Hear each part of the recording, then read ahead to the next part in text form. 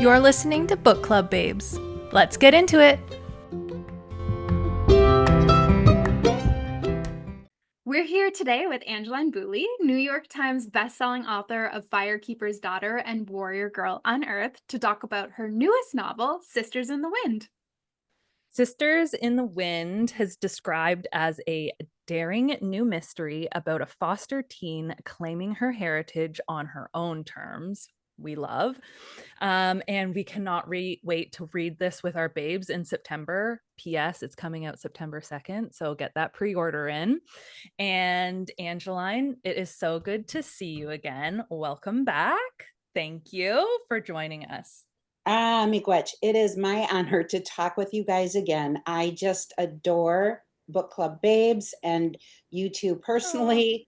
And so, yeah, I'm ready to have a great conversation, and Yay. let's go.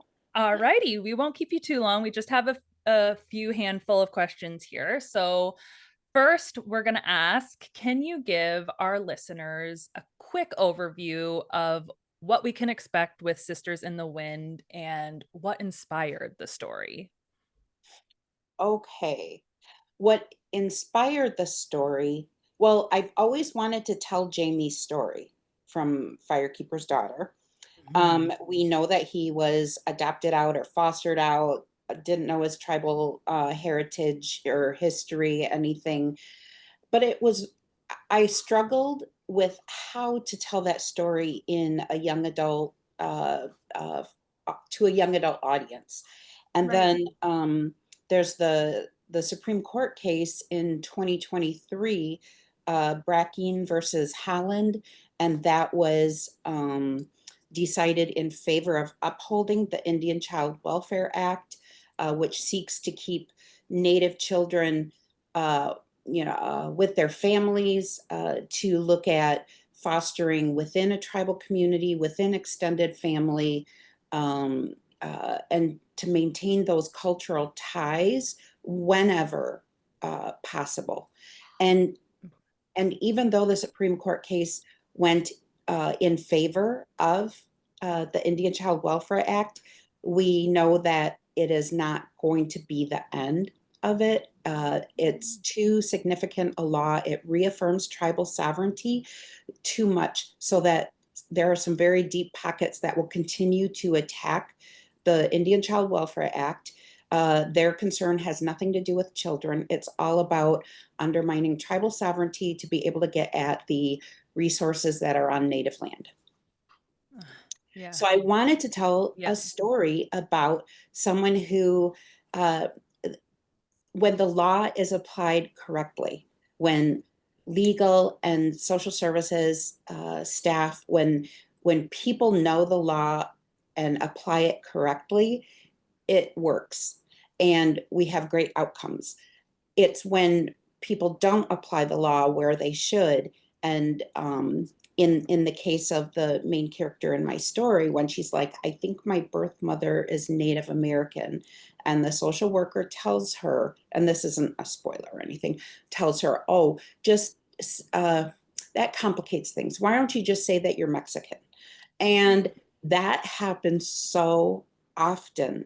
And so she misses out on all of these opportunities where she could have reconnected with her extended family and her tribal community, and instead is bounced around the foster care system. And what happens to her happens to far too many children and teens. And so it's really that story about those lost ones, and the ones who find their way home to their tribal communities and the ones who don't.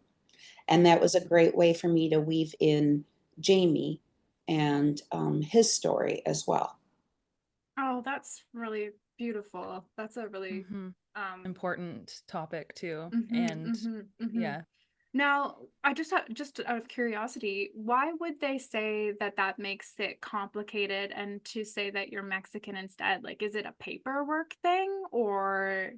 It is. It's a procedural and paperwork thing. So um, every Native child who is an enrolled member of a tribe or would qualify for membership in a tribe, um, the there's extra steps, but it's really regarded as a gold standard in before you remove a child from a home. You know, the family preservation is the goal.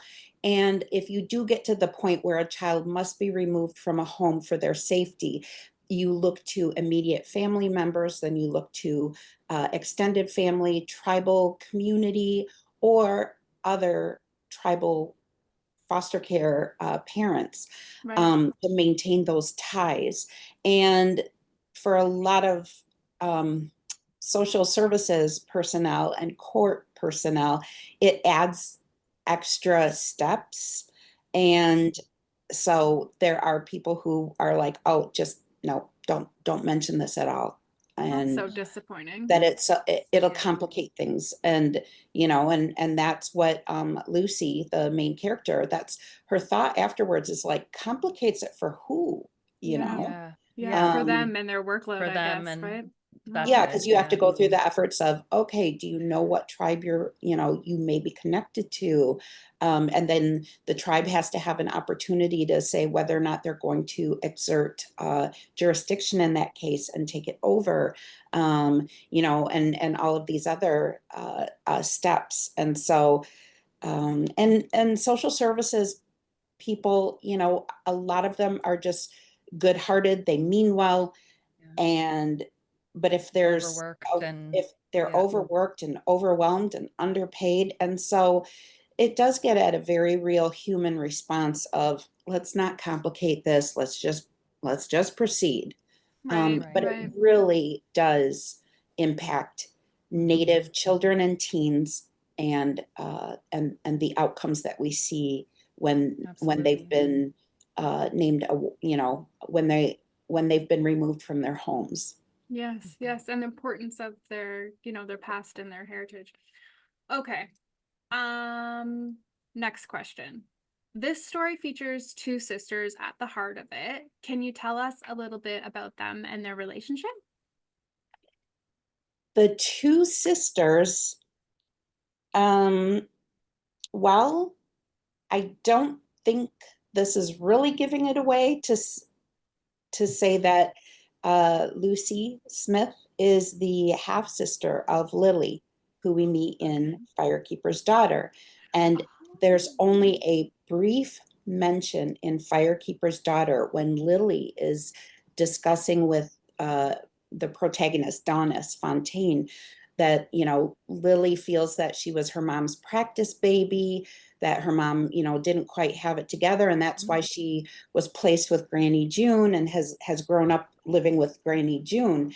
And she mentions, you know, that neither she nor a sister who lives with her dad in Lansing was raised by the mother, Maggie. And so I thought it would be just really interesting, this character that doesn't even have a name in Firekeepers, to tell her story and her uh you know, what happens to her. And it was kind of the perfect opportunity to tie in with the Indian Child Welfare Act.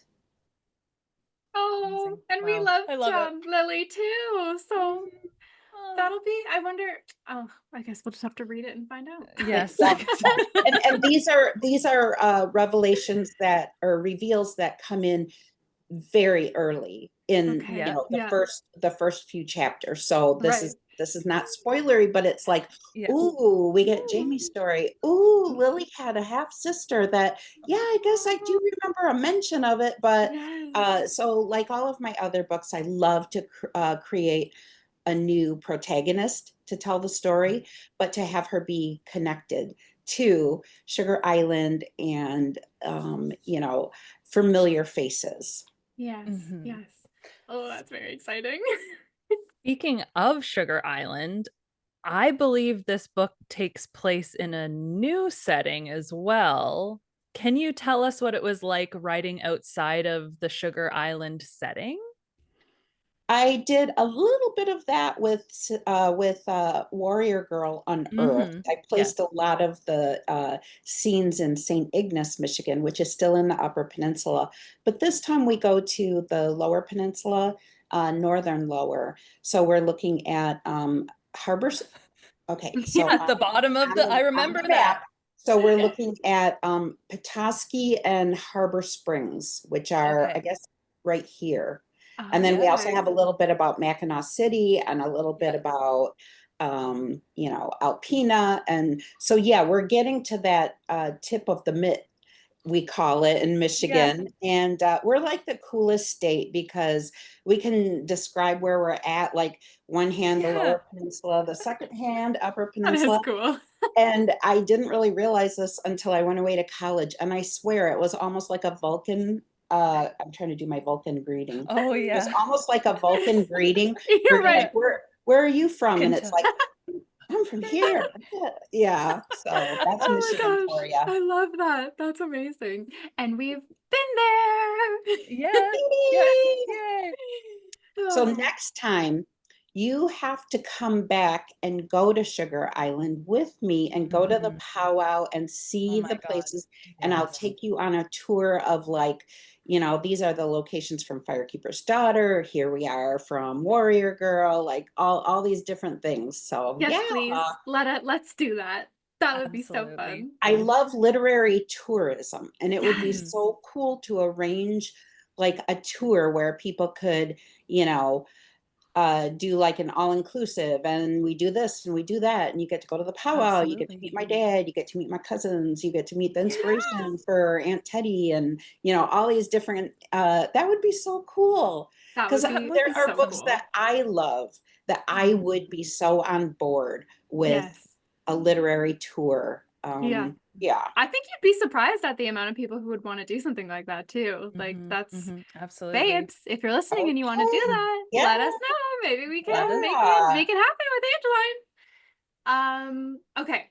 How does Sisters in the Wind expand on the world that you created in Firekeeper's Daughter and Warrior Girl Unearthed? Well, of course, as we've touched on geographically, now we're extending into the lower peninsula of Michigan. Um, but also it expands the universe in, you know, this character that previously didn't even have a name, only a mention in Firekeepers. But her connection to characters that you already know and love, Granny June and, you know, Daunis, and, you know, that uh, so we do see these familiar faces that pop up, and um, it's not really a spoiler, it's more of an enticer to say that we do get our Daunis and Jamie reunion. I will leave it at that. Okay. I will leave it Okay. at Okay. Okay. Yes. Yes. Yes. Yes. Yes. I'm so Amazing. excited. Um, Speaking of like the different novels and how they write to or how they kind of come together with these little threads that you've weaved so amazingly. How was it writing Lucy's voice in this upcoming novel compared to Daunis or Perry in the past too? I would say she was the hardest voice to find because part of that was, you know, for Daunis, it was that I've known Daunis since I was 18 and the idea of her first came to me. Um, and so I've known her longer than my children. Uh, and then Perry was such a force of nature that she popped into my head fully formed, and I just had to listen and take notes. Lucy, I think too, like with her personality and how closed she is, she really was the most difficult protagonist that I have had to capture her voice and feel I was doing justice to her story. Oh, So, Right. interesting. That's mhm, interesting. Very cool. Very yeah. interesting. How old is Lucy in the book? In the book, she starts out, she is 18 years old. She's aged 18. out of the foster care system. Got And you. she thinks she is done with all of that. And then she realizes, Mhm. no, the past Right. isn't done with her. Right. Right. Oh. Oh, I can't wait. I just can't wait. Without giving any spoilers, even if you could just like say it in a roundabout way, and then once we read it, we'll know. Was there a particular scene or moment in this upcoming book that was especially emotional or challenging for you to write?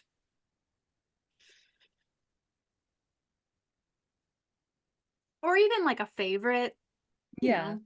Yeah. There's um there there were just so many scenes, and I am afraid that if I say the ones that impacted me emotionally, Mhm. that I would be giving something away. I'm so afraid to Fair. do that, but We can circle back to this yeah. question at our Oh next gosh, interview, Yes. when honestly. we I will be Yes. like, okay, these are the scenes that I was Yes. wanting to Perfect. tell you about. Perfect. Okay, And perfect. I know one Perfect. of the scenes was the editorial director at Holt Imprint with Macmillan, Anne Marie Wong. And when she finished reading the manuscript, she said there was one scene where she like screamed and threw the manuscript across the room. Like, I just got chills. and I was Oh like, my God. okay, all right. I think I've done my job, because my job Yeah. Definitely. isn't to guarantee that you love the story, it's to guarantee you a fantastic story that makes you feel Absolutely. something. Right, right. Mm-hmm. And that is important to tell, like you're saying. It Mm. brings awareness to things that people might not otherwise be aware of. Cool. Um, in that vein, it's no secret, obviously, your commitment to Indigenous representation through your novels. Um, how does this book continue that work? Obviously, you've touched about how the foster system with Indigenous children and how difficult that is. Um, what aspects of your culture do you just love weaving into these books? I thought about it, and really, my books, even though they're all mystery thrillers, they educate about a particular issue or issues. But really, what threads them together is Native identity, claiming your identity, making it make sense Absolutely. to you, and it doesn't have to make sense to anybody else. And so for Daunis, it was like that was my issue, was being a light-skinned Ojibwe person and having access to spaces where people might not immediately know that I'm Native, and I could choose whether or not to disclose, and I could overhear people's unfiltered comments. And then, for Perry, it was that she is Ojibwe and Black, and the lateral violence, or lateral, the way that being biracial complicates identity in other ways. And then with Lucy, it's being raised without any knowledge that she was Native and no connection with family. And then, how she is, how when she learns gets a cultural teaching, what she does with that, and how she feels about that. And so I will give one huge spoiler, and it is about book 4. And that is, Oh, the main Okay. character for book 4 is going to also delve with identity, and it's going to be a young woman who looks like the picture perfect Indian maiden. And her identity challenges of what people project onto Mm. her because of how she looks. So I really feel like these, Firekeeper Chronicles, these like Sugar Island stories, that really it gets to Native identity in many different ways. yeah, absolutely. That makes sense too. That's Mhm. that's the human experience, right? Like we're none of us Yeah. are the same, and just because, you know, yes, that makes sense. Um, what do you hope that readers take away from Sisters in the Wind, especially young Indigenous readers? That those lost ones, those ones that have not been raised in community, um, they're not forgotten. We know that I love they're out that. there, and hoping that they can find their way back home. Um, that's not to say everybody feels that way, but there are people in community who understand that there are people who were taken and raised away from community for reasons that they had nothing to do. They did not choose this. And so their eagerness to connect with community, we need to be kind and show grace and not put our assumptions onto those individuals that are seeking community, something that we often take for granted. Yeah. I love how you said back home. That's very sweet because it is home. It's a beautiful sentiment, definitely. Yeah.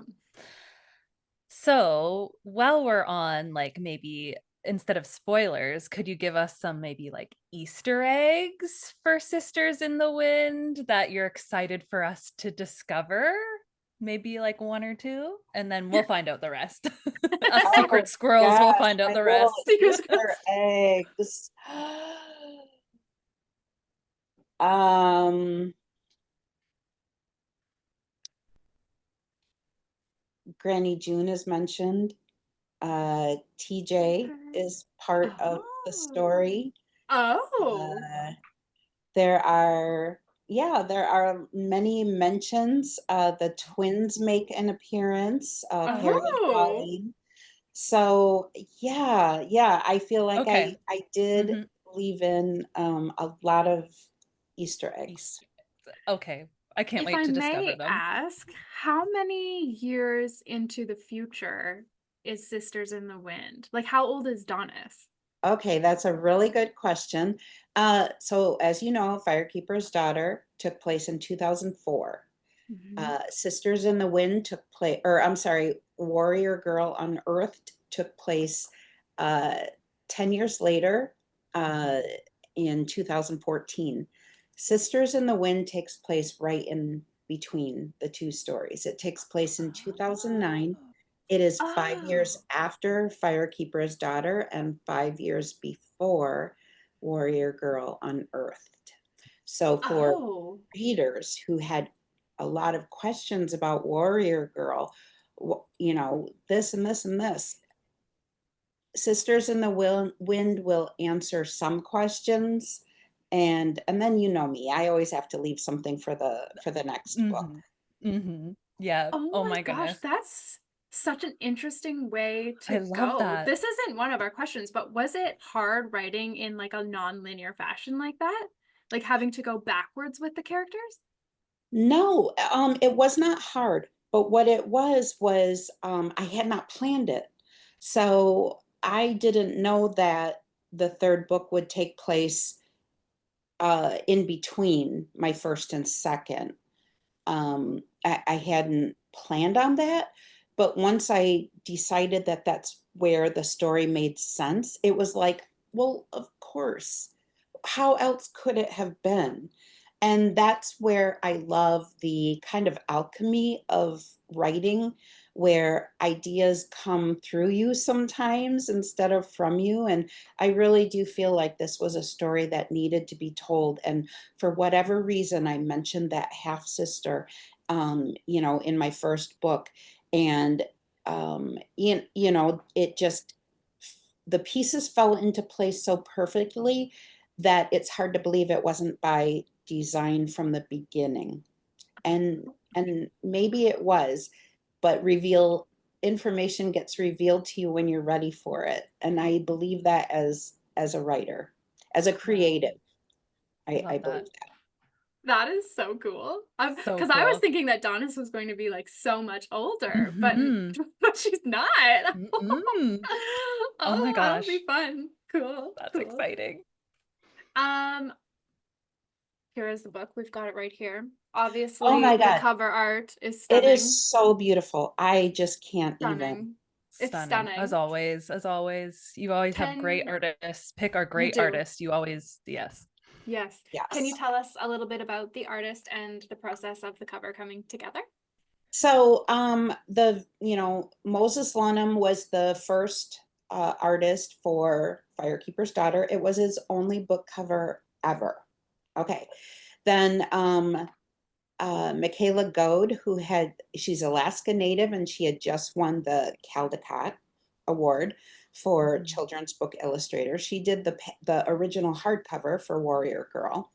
Then I picked Emily Kiwashigig, and she is an Ojibwe artist for the cover for the third book. And Macmillan was so impressed with her body of work and the way that she visualizes, the way that she tells stories this way, that they invited her to do a paperback cover for the paperback release of Warrior Girl Unearthed, Oh, to kind of give it a cool. refresh and kind of show that cohesion maybe through the three books. Yeah. And so I'm in awe of her work, and she just perfectly translated Lucy on this cover. Yes, it's beautiful. And now I remember when we were talking about the original Warrior Girl Unearthed cover, you had mentioned about the leaves. There was a certain amount of leaves. Yeah, there were 13 Ye- maple leaves. And so that Yes. had the symbolism of the maple trees on Sugar Island, and Yes. the 13 daughters of, this Yes. one Native woman from way back when, the 13 grandmas, that. Is there any significance with Yeah. with the three feathers or There is with the raven okay. that covers Lucy's face, and the connection that raven has Got uh, you. for Lucy. Cool. Oh, I love Mhm. that. Your covers and the stories behind them are so cool. That's just so cool. I agree. I agree. And I feel that, I'm not an artist, like we're talking stick figure level here, but I love artists, I love creatives that can tell a story through an image. And the art and science of book cover design, it's fascinating. I think there's a TED talk by the person that did design the cover for Jurassic Park, the story behind that. And he has a TED talk and he talks about some other covers. And it's just fascinating, the psychology and marketing that goes into the decisions that get made.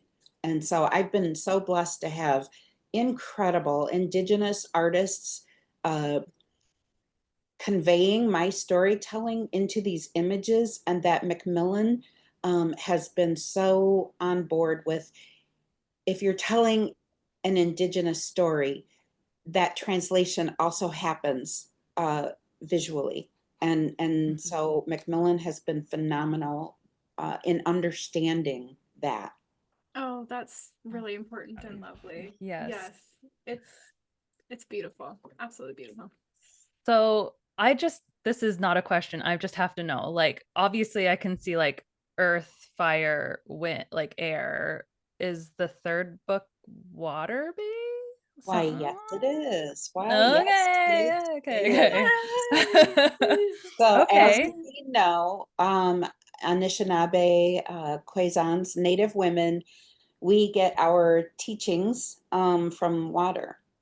But what happens when the water is toxic? What happens to our teachings?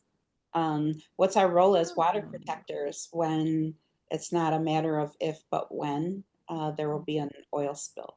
So I really wanted to look at that the role that water plays in our teachings and defining us as women, and then our responsibility to the water. And I sent the first chapter to my last week to my agent, Faye Bender, and she came back and she was like, "Oh my God, I immediately know this character's voice. You seem like you're having so much fun with this." And it was like, you know what? I think I am. I'm having a lot of fun telling this. Whereas my third book was like, I felt like it was my problem child. It was my like very big struggle. It was what everyone describes as their second book experience. Perry was a dream for me. She told me who she was. And, like I said, my third book was more of like the imposter syndrome. Do I have it in me to tell this story? Like, oh, I'm struggling. And my fourth book, I feel joyful when I write it. Oh, And so I'm really having a good time. Amazing. I can't Yes. wait. I I just can't can't wait wait. either. Oh I my can't wait to goodness. read this. I can't wait to read that. Oh my Oh, goodness. I've got so much reading to do. I know. Um, And you've got so much writing to do because we Yes, need that. and I just received the audio file for the audiobook for Sisters in the Wind. It too is narrated by Isabella Starr LeBlanc, who Ah, narrated both of my books, and you did a she's fab just job. phenomenal. So Yes. I'm listening to the final cut right now, and because I'm such an audio person. Mhm. Is it Oh my is it goodness. interesting having your words repeated back to you? Yeah, that would be It weird. is. And the thing is, people ask, well, why don't you read your books? Because I'll do a book reading at an event and I do a really good job. And it's like, nah, I can do a 10-minute reading and bang it out of the park. But to do like a 9-hour book, that's above my pay grade. That's above my skill level.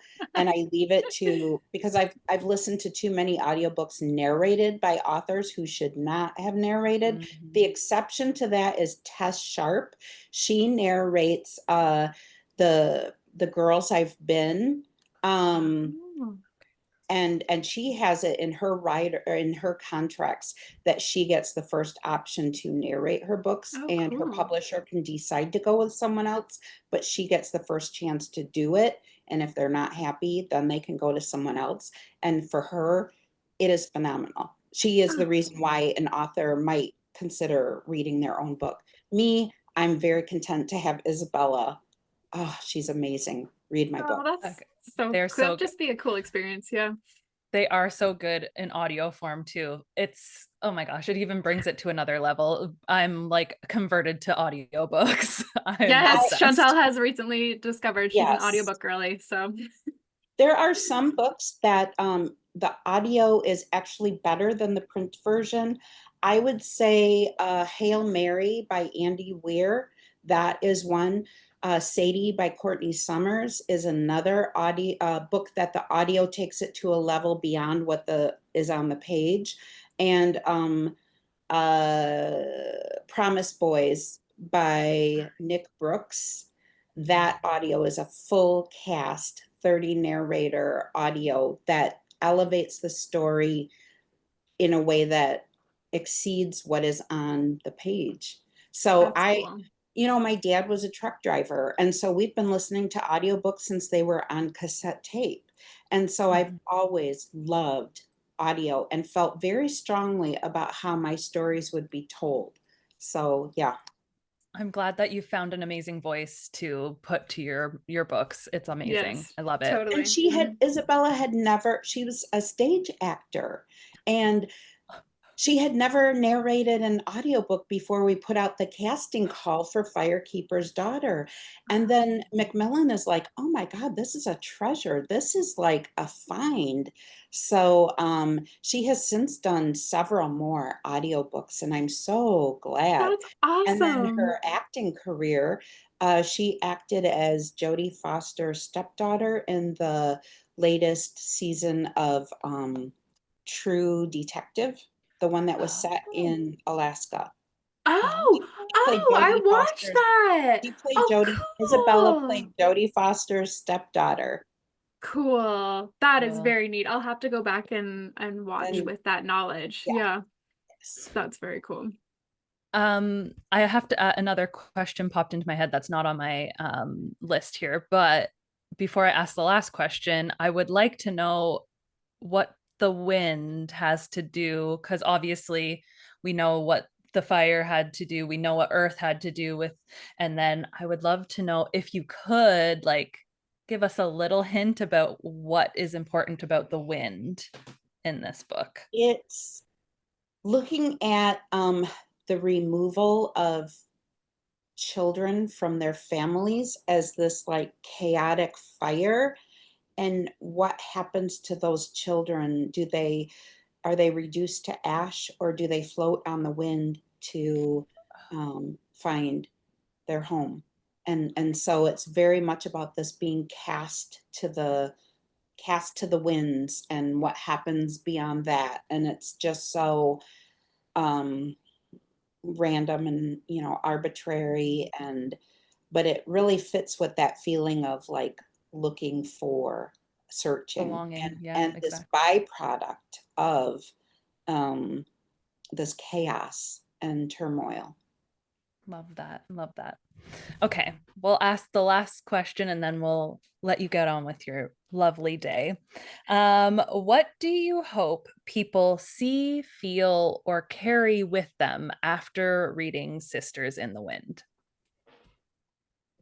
I hope they're like Anne Marie Wong and they throw the book across the room and they're like, what? But I also hope that they realize, that they think this isn't right, that Native children need to be raised in Native homes. There's a reason why there's the Indian Child Welfare Act. There's a reason why it's so important. And to look at that as the gold standard, that any child being removed from their home, regardless of race, ethnicity, heritage, that consideration be given to immediate family, extended family, every efforts to preserve the family unit. You know, ICWA is the gold standard, and it needs to be viewed as such in the child welfare system. Very important. Absolutely. Yes. Yeah. That's Yeah. a great takeaway message. Absolutely. Well, is there anything else that you want to add or tell us, or like what are you reading right now or anything like that? Oh gosh. What I'm reading right now, I'm part of this book club with these ladies in town, and Lucky. oh The yeah, ladies. Yeah. well, I know, but I'm such a gawker, so I'm such a looky loo when it comes to houses. So a lot of these women are very wealthy, and so each month a different member hosts it. And I swear to God, sometimes I don't even read the book, but I show up to the meeting because I'm like, I have got to get my peepers on. I need to see in that house. I Like need to go to the there needs bathroom. to be a home tour. There needs to, like, yeah. Yes. So my daughter teases me that when she was a kid, I would have her go trick or treating in the rich neighborhood in town, and I would go up to the front door with her, and I'd be like peeping like what I could see and Yeah. that.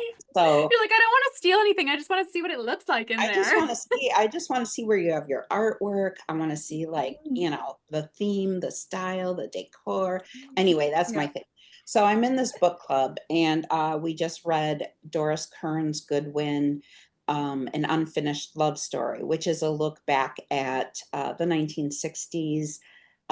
She had worked for Doris Kearns Goodwin is a historian. She had worked for the Johnson White House.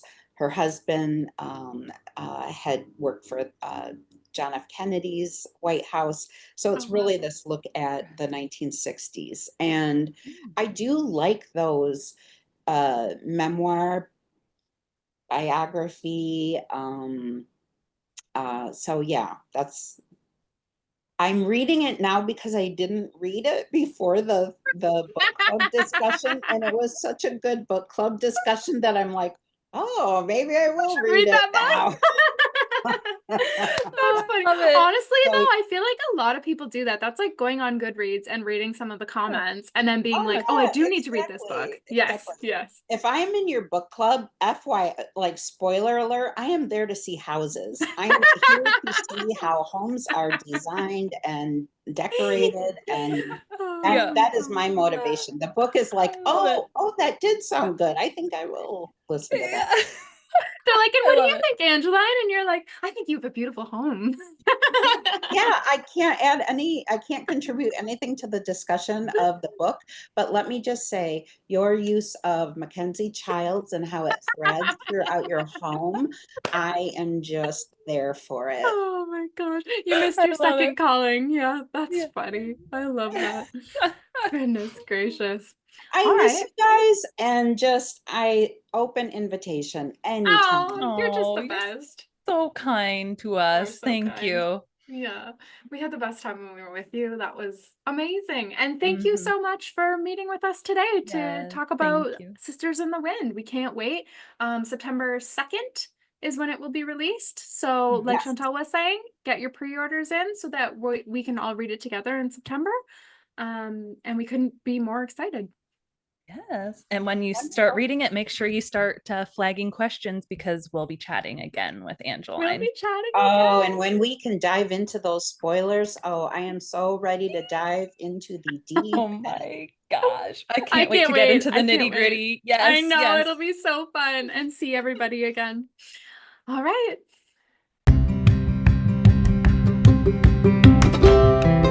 Thank you so much for listening. Please join us over at the Book Club Babes Facebook group for book discussions and to make your book recommendations, or on Instagram at bookclubbabes.pod. If you'd like to reach out to us directly, you can email us at bookclubbabes.pod@gmail.com or contact us on our website at bookclubbabes.ca.